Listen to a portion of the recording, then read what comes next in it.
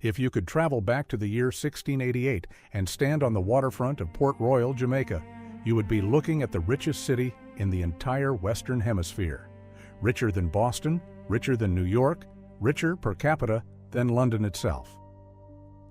You would also be standing in the most dangerous place on Earth, not because of hurricanes or disease, although both killed freely here, but because Port Royal was built on something far more unstable than sand.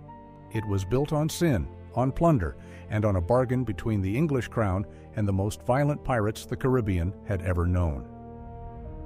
4 years later, on a quiet Tuesday morning, the ground opened up and swallowed the city whole. 2,000 people died in under 3 minutes. Buildings, taverns, warehouses, and entire streets slid into the harbor and vanished beneath the waves. The preachers across the colonies called it the judgment of God. The pirates called it bad luck. And for 300 years, the ruins of Port Royal have been sitting at the bottom of Kingston Harbor, preserved in sand and saltwater, a sunken monument to greed, violence, and the strangest alliance in colonial history.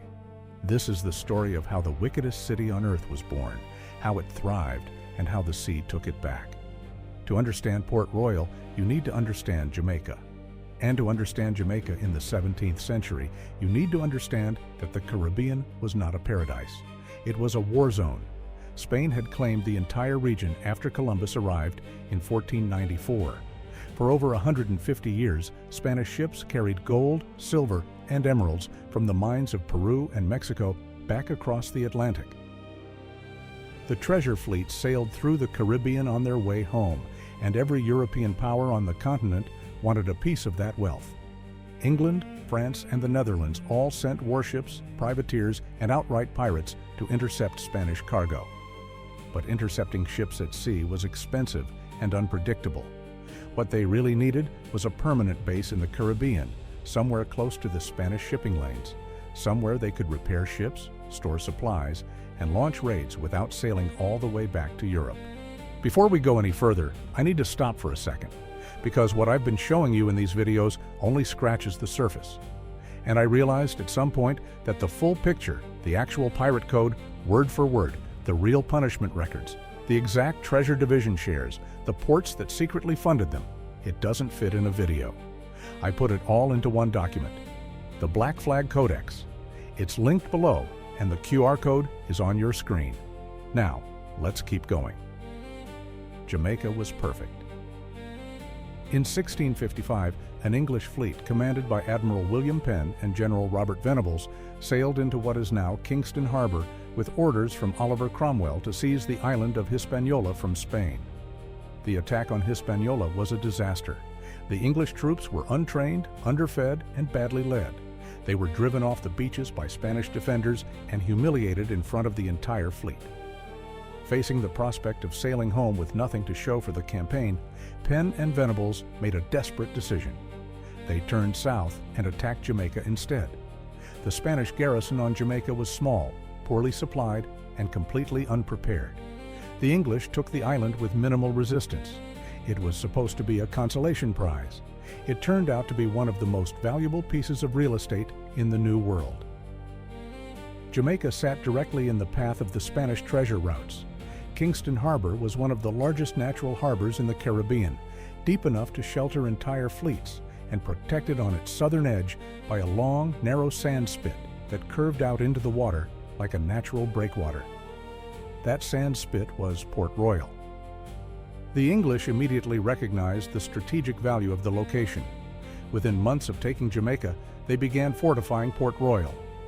Fort Cromwell, later renamed Fort Charles after the restoration of the monarchy, was built at the tip of the spit, its cannons aimed directly at the mouth of the harbor. Any ship entering Kingston Harbor would have to sail within range of those guns. But fortifications alone were not enough to hold Jamaica. England had just fought a civil war. The Royal Navy was stretched thin across the Atlantic, the Mediterranean, and the English Channel. There were not enough warships to defend a remote Caribbean island from the Spanish, who were furious about losing it and were planning to take it back. The English needed fighters, and they found them in the most unlikely place imaginable. The buccaneers were already in the Caribbean when the English arrived.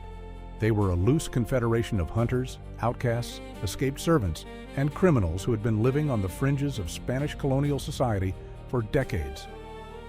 The name itself came from the French word boucan, a wooden frame used for smoking meat. The original buccaneers had survived by hunting wild cattle and pigs on the island of Hispaniola, smoking the meat and selling it to passing ships. The Spanish had tried to drive them out by slaughtering the wild herds. This turned out to be a spectacular miscalculation. The buccaneers, deprived of their livelihood, turned to piracy. And they were very, very good at it. By the time England took Jamaica, the buccaneers had already developed a sophisticated system of raiding. They operated in small, fast sloops that could outmaneuver Spanish warships. They attacked coastal towns, plantation houses, and merchant ships with a ferocity that terrified the Spanish Caribbean. They were motivated by profit, not patriotism, but they were more than willing to take sides if the price was right. The English governors of Jamaica saw an opportunity. If they couldn't afford a navy, they could afford to issue pieces of paper. Those pieces of paper were called letters of marque, and they were essentially government-issued licenses to commit piracy against specific enemies. A privateer carrying a letter of marque was technically a legal combatant, authorized by the English crown to attack Spanish shipping and keep the profits. The distinction between a pirate and a privateer was almost entirely legal. The tactics were the same. The violence was the same. The only difference was that a privateer had a document in his pocket that said the King of England approved of what he was doing. And so the buccaneers came to Port Royal. They came by the hundreds and then by the thousands. They sailed into Kingston Harbor, sold their stolen cargo on the docks, spent their money in the taverns and brothels, and then sailed out again to raid the Spanish. The English got a free navy. The buccaneers got a safe harbor and a legal fig leaf. And Port Royal got rich, insanely rich. By the 1660s, Port Royal had become the commercial capital of the English Caribbean. The sand spit was barely a quarter-mile wide and less than a mile long, but it was packed with buildings. Warehouses, counting houses, shops, taverns, and residences were crammed together along narrow streets that ran the length of the spit. At its peak, Port Royal had somewhere between 6,000 and 10,000 residents, making it one of the most densely populated cities in the English-speaking world. The wealth flowing through Port Royal was staggering. Captured Spanish goods, sugar, rum, indigo, and slaves all passed through the city's docks. Merchants grew enormously wealthy, acting as middlemen between the buccaneers and the European markets. The prices in Port Royal's shops rivaled those in London. Imported silk, fine furniture, silverware, and expensive wines were all available for anyone with enough coin, and plenty of people did.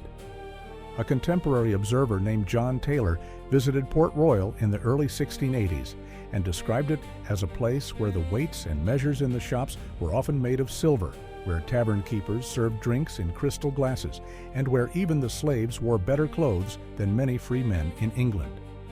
But it was not the legitimate commerce that gave Port Royal its reputation. It was the behavior of the people who spent their money there. The buccaneers were not subtle men. They lived fast, fought hard, and spent every last coin as quickly as they earned it, because they knew perfectly well that their next raid might be their last. When a successful buccaneer crew sailed into Port Royal after a profitable voyage, the result was an explosion of drinking, gambling, and violence that horrified visitors and delighted the tavern owners. Port Royal reportedly had one drinking establishment for every 10 residents. Some estimates put the number of taverns, grog shops, and punch houses at well over 100, packed into a space roughly the size of a few city blocks. Prostitution was open and everywhere. Gambling ran constantly. Brawls and knife fights were so common that the authorities barely bothered to intervene unless someone actually died. And even then, the response was often a shrug. A clergyman who visited Port Royal in the 1680s described it as a place where the inhabitants were, in his words, a most ungodly, debauched people.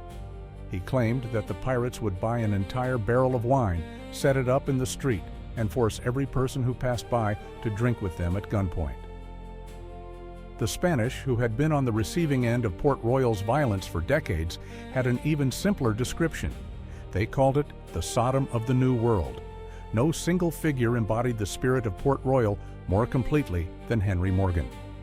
Morgan was a Welshman who arrived in the Caribbean as a young man in the early 1660s. The details of his early life are murky. He may have come as an indentured servant, or he may have arrived with the English military expedition that seized Jamaica. What is certain is that by the mid-1660s, he was already commanding buccaneer raids against Spanish targets, and he was proving himself to be one of the most audacious military commanders the Caribbean had ever seen. Morgan's genius was not in naval combat. He rarely fought pitched battles at sea. Instead, he specialized in amphibious raids on Spanish colonial cities, attacking overland where the Spanish least expected it. His methods were brutal. He used prisoners as human shields, tortured captives for information about hidden treasure, and burned entire towns to the ground when the inhabitants refused to pay ransom. In 1668, Morgan led a fleet of buccaneers in an attack on the city of Portobello, one of the most heavily fortified Spanish ports in the Caribbean. Portobello was the staging point for the annual treasure fleet, and its defenses included multiple stone forts, professional garrisons, and heavy artillery. Morgan took the city in a single night, reportedly forcing captured monks and nuns to carry scaling ladders to the walls so that the Spanish defenders would hesitate to fire. He held Portobello for ransom and sailed back to Port Royal with a fortune in gold, silver, and trade goods. The buccaneers celebrated for weeks. 2 years later, Morgan outdid himself. In 1670, he led an expedition of over 1,000 men across the Isthmus of Panama to attack the city of Panama itself, the richest city in the Spanish Americas. The overland march through the jungle lasted 9 days. His men nearly starved. They ate leather satchels and shoe leather to survive. When they finally reached Panama, they faced a Spanish force that included cavalry, infantry, and a herd of wild bulls that the Spanish drove toward the buccaneers as an improvised weapon. The bulls panicked and stampeded in the wrong direction. Morgan's men routed the Spanish defenders and sacked the city. Panama burned to the ground. The exact cause of the fire is still debated. Morgan claimed the Spanish set it themselves to deny him the loot. The Spanish claimed Morgan's men did it out of spite. Either way, one of the wealthiest cities in the Americas was reduced to ashes. The treasure Morgan's men recovered from the smoking ruins was immense, but far less than what the buccaneers had expected. Many of them accused Morgan of hiding the best plunder for himself. Disputes over the division of spoils would follow him for years, and more than a few of his former allies went to their graves, convinced that Morgan had cheated them. Morgan returned to Port Royal as the most famous man in the Caribbean. The Spanish were furious and demanded that England punish him.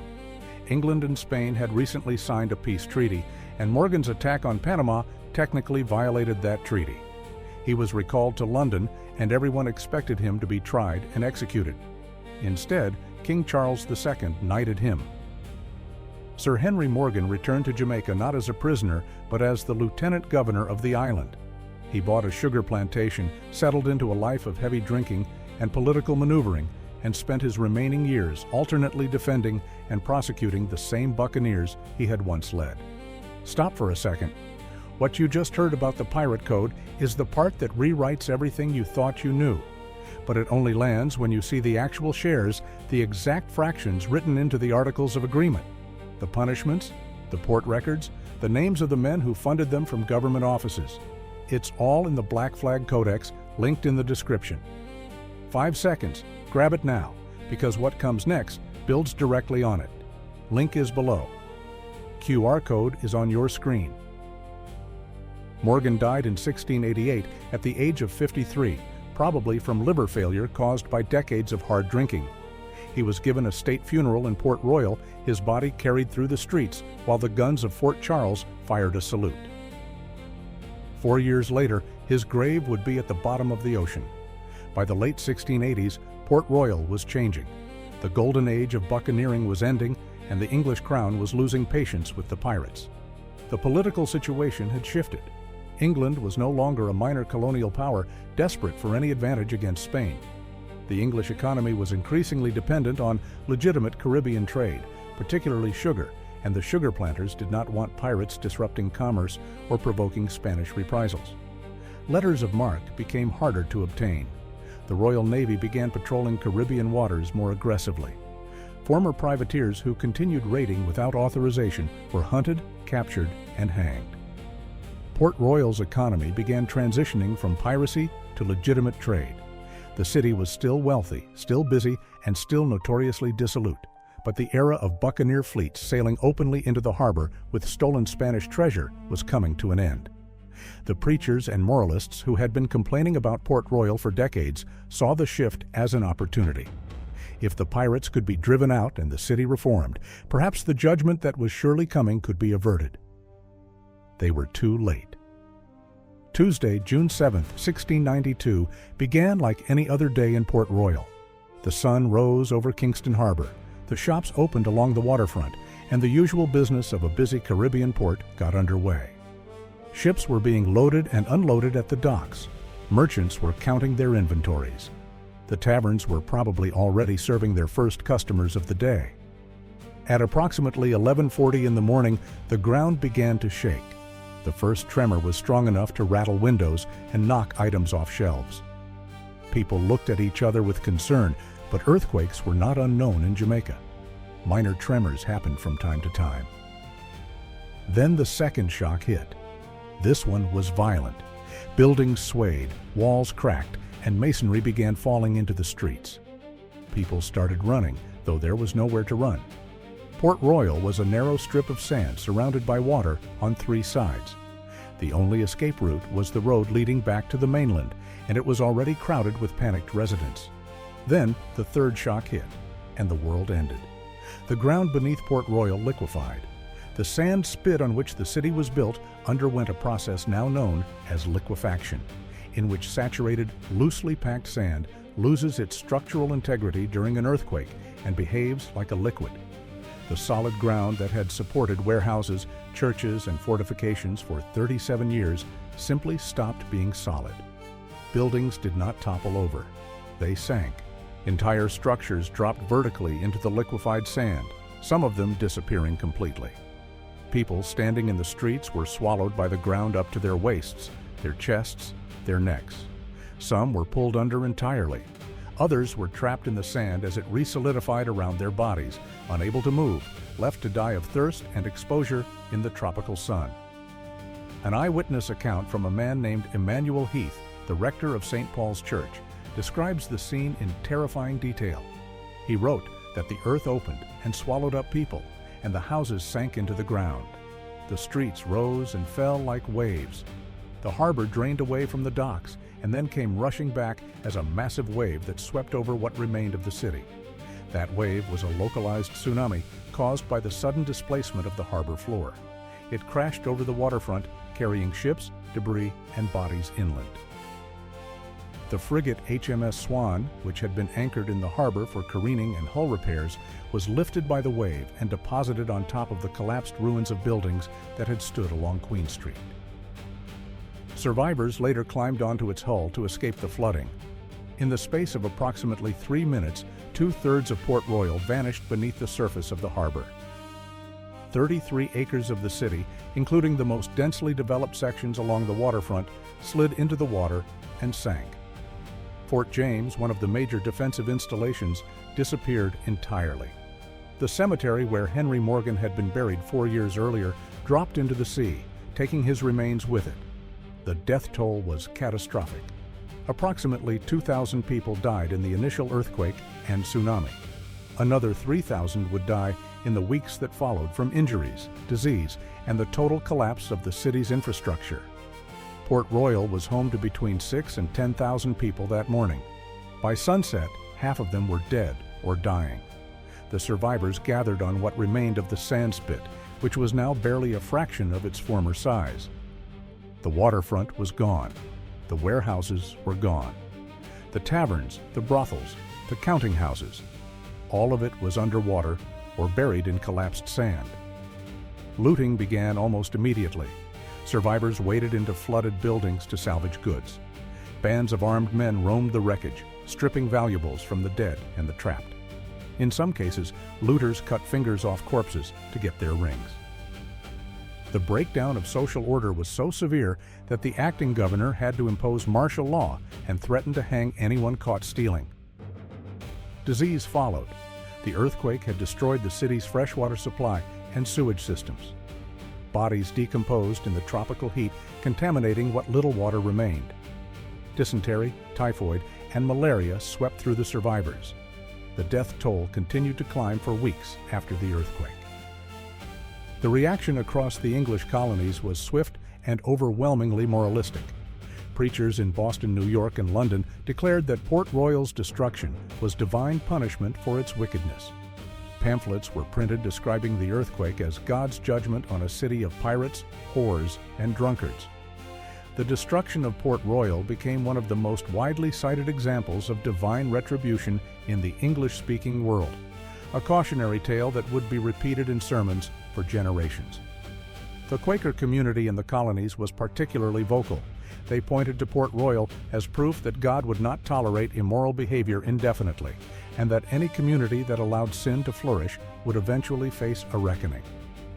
Whether the earthquake was divine judgment or geological inevitability depends entirely on your theology. What is beyond dispute is that Port Royal was built on the worst possible foundation for a city. The sand spit was composed of loose, unconsolidated sediment sitting on top of a geologically active fault zone. The combination of saturated sand and seismic activity made liquefaction not just possible, but virtually inevitable. Port Royal was never going to last. The only question was when. After the earthquake, there were attempts to rebuild. A new city was laid out on the remaining portion of the sand spit, and some merchants and officials returned. But Port Royal never recovered its former importance. A fire in 1703 destroyed most of the rebuilt structures. A hurricane in 1722 caused further devastation. Another earthquake in 1907 damaged what little remained. Each disaster drove more residents to the mainland, where the city of Kingston was growing into Jamaica's new commercial center. By the mid-18th century, Port Royal had shrunk from a thriving city of thousands to a quiet fishing village and naval station. The Royal Navy maintained a presence there for decades, using the deep harbor as a base for Caribbean operations. But the glory days were long gone. The sunken city, however, remained remarkably intact beneath the waters of Kingston Harbor. In the 1950s, underwater archaeologists began exploring the submerged ruins of Port Royal, and what they found was extraordinary. The liquefaction that destroyed Port Royal also preserved it. Buildings that sank vertically into the sand were essentially sealed in an anaerobic environment, meaning very little oxygen could reach them. Objects that would have decayed within years on the surface were preserved for centuries under the harbor floor. Archaeologists recovered thousands of artifacts from the sunken city. Pewter plates with food still on them. Pocket watches stopped at the moment of the earthquake. Clay pipes, wine bottles, silverware, coins, and personal items belonging to the residents who died that morning. A brick wall was found standing upright beneath the water, still intact after nearly 3 centuries. The most famous artifact recovered from Port Royal is a pocket watch that had been made in the Netherlands. Its hands were frozen at 1143, providing one of the most precise timestamps for a historical disaster ever recorded. That single object confirmed what the written accounts had described, that the earthquake struck just before noon on June 7, 1692. The underwater excavations also revealed details about daily life in Port Royal that written records had never captured. The sheer volume of alcohol-related artifacts, bottles, tankards, and drinking vessels confirmed the contemporary descriptions of Port Royal as a city of extraordinary consumption. Trade goods from England, Spain, the Netherlands, West Africa, and the indigenous Caribbean were all found in the same archaeological layers, demonstrating the truly international nature of Port Royal's commerce. Perhaps most poignantly, the excavations uncovered the remains of people who had been trapped in the liquefied sand. Some were found in positions that suggested they had been trying to escape, their bodies frozen in the act of running, crawling, or reaching upward. The archaeology confirmed what the eyewitness accounts had described, that the ground had swallowed people alive. The site has been designated a protected national monument by the Jamaican government, and UNESCO has considered it for World Heritage status. Port Royal is sometimes called the Pompeii of the Caribbean, and the comparison is not entirely unfair. Like Pompeii, Port Royal was destroyed suddenly and preserved by the very disaster that killed it. Like Pompeii, it offers a snapshot of daily life frozen at a specific moment in time. And like Pompeii, it has become one of the most important archaeological sites in the world for understanding the period in which it existed. But Port Royal was not destroyed by a volcano. It was destroyed by its own foundation, a strip of sand that should never have supported a city in the first place, built by people who were too busy getting rich to care about the ground beneath their feet. The story of Port Royal is not really a story about an earthquake. It is a story about what happens when a government decides that the fastest way to build an empire is to hire criminals. It is a story about what happens when an economy is built on stolen goods and the proceeds of violence. And it is a story about what happens when an entire city convinces itself that the party will never end. The English needed the buccaneers. They could not have held Jamaica without them. The buccaneers needed Port Royal. They could not have operated without a safe harbor and a market for their plunder. And the merchants needed both, because without the buccaneers, there was no stolen cargo. And without the stolen cargo, there was no profit. It was a system that worked beautifully until it did not. The same sand that made Port Royal such a convenient location, easy to build on, easy to fortify, sitting in one of the best natural harbors in the Caribbean, was also the sand that swallowed the city when the ground began to shake. Henry Morgan understood something that most of the people who came after him did not. He got out. He took his knighthood, bought his plantation, and died in his bed. Most of the buccaneers who followed him were not so fortunate. Many were hanged when the political winds changed. Others were killed in raids that went wrong. And a great many of them were standing on the streets of Port Royal on that Tuesday morning in June, spending the last of their stolen money in the last of the taverns when the ground opened up and pulled them under. Port Royal lasted 37 years.